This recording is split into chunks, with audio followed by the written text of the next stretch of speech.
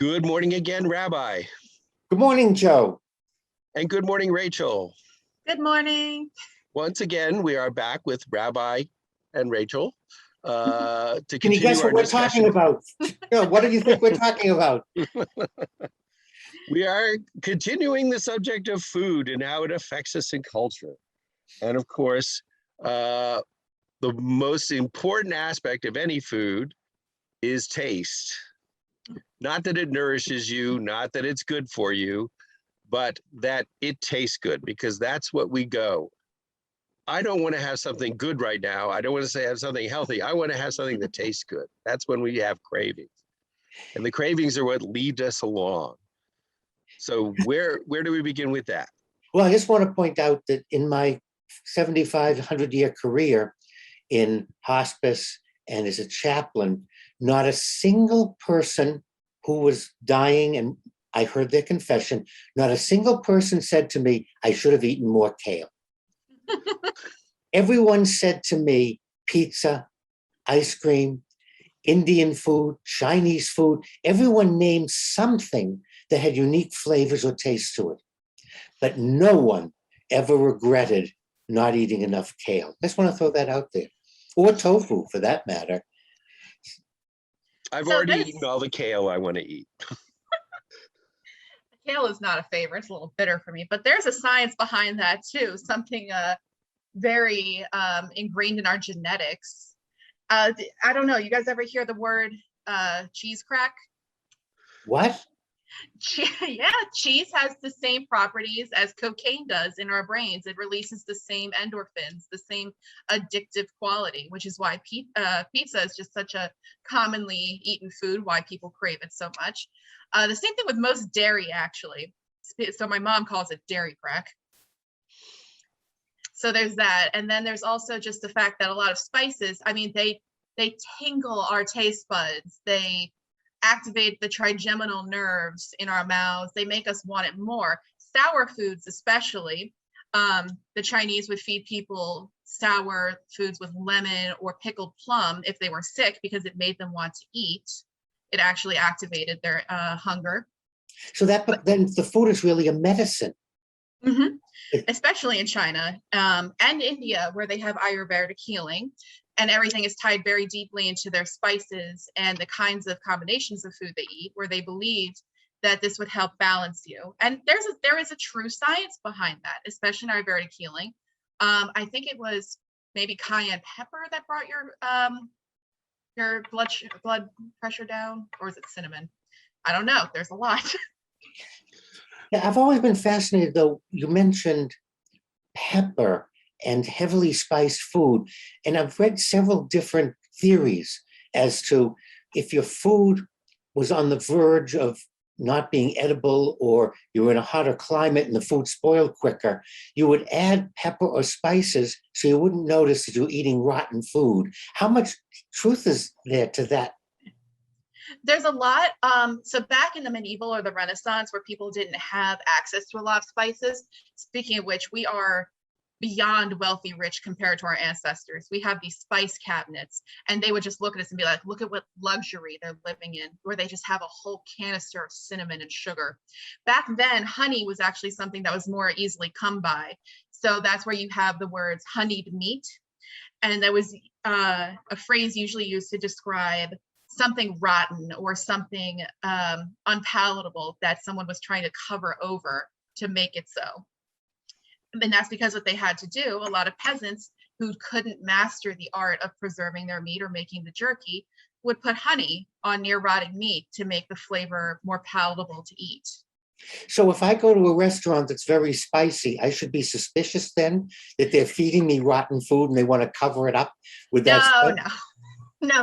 Well, it's probably not the same. Spices in other cultures had other meanings. So in India, like I said, and I'm almost certain now that it's red pepper, brings down your blood pressure.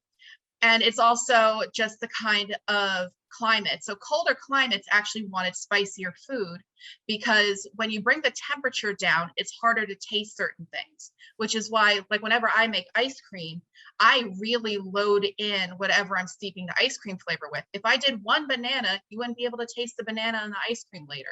It's got to be like a whole bunch of bananas. And that's the same concept. So in the Sichuan province of China, they like this hot and numbing spice, but that's also because they had the hot and numbing pepper available, and that was their black pepper. And if you've never had hot and numbing, it's really fun. And that activates, like I said, that trigeminal nerve, where it's not just a flavor, it's a feeling in your jaw, your tongue, the tingle, the numbing, and it makes the food interesting. Because humans have always looked for new things, innovation, something new to excite. And Wait. What's more exciting than all these different spices? Well, why is the worst food on our planet come from England? Why is their food not palatable? The most popular restaurants in England are the Indian restaurants or Chinese, because British food, why? The Brits have no taste buds? And what's wrong with them?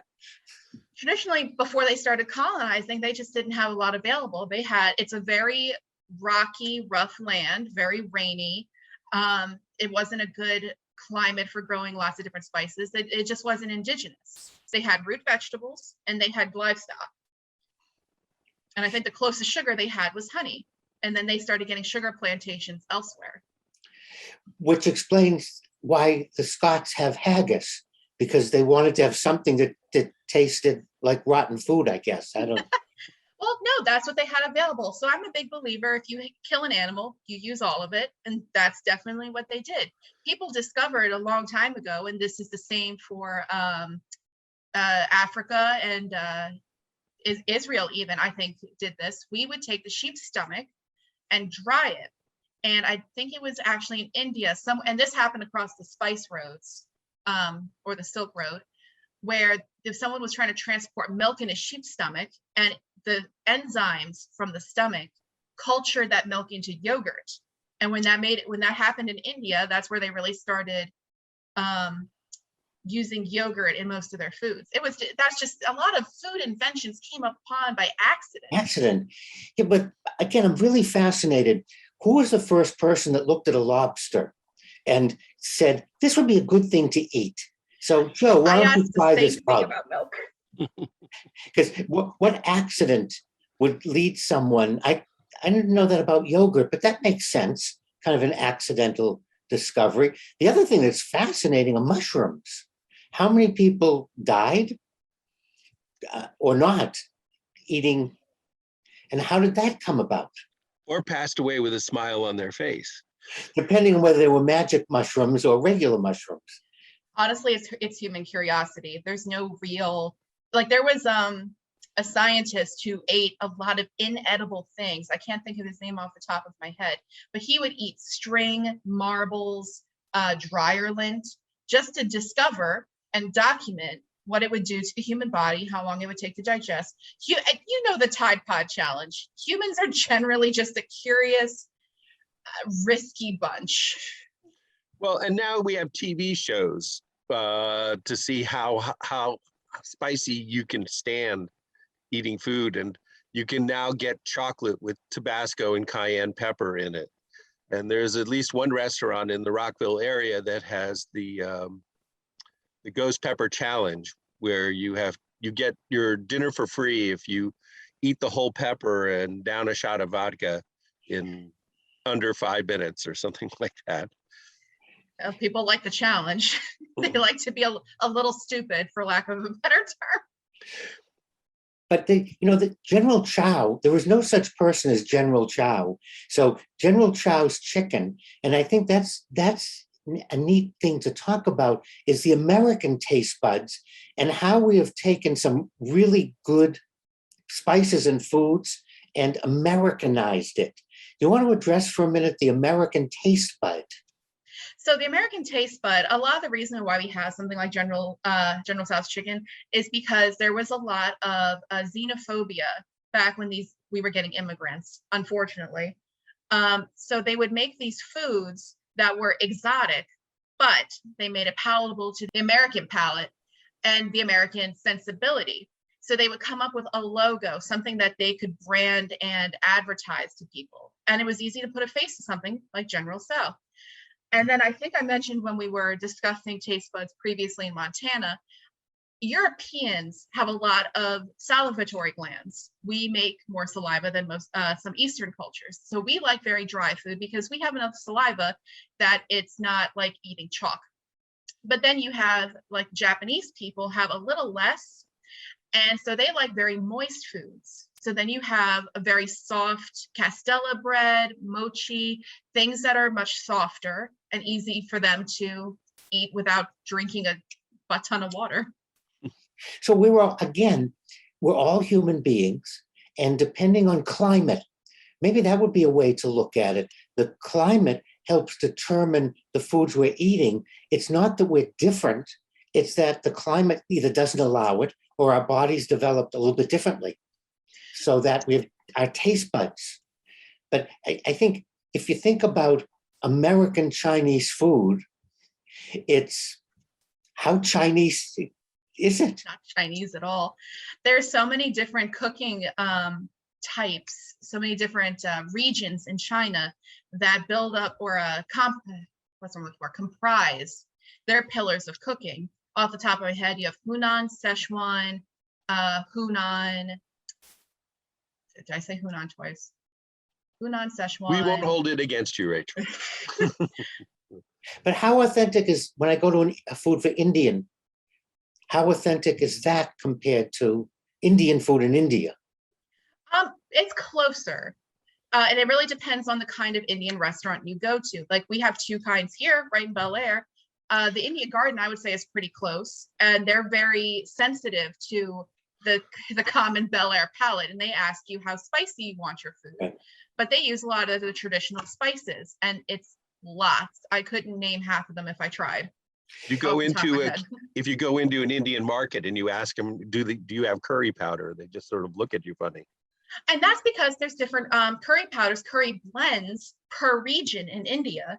You can have a completely different taste if you go 20 miles down the road. And it's just because that's the blend of their family.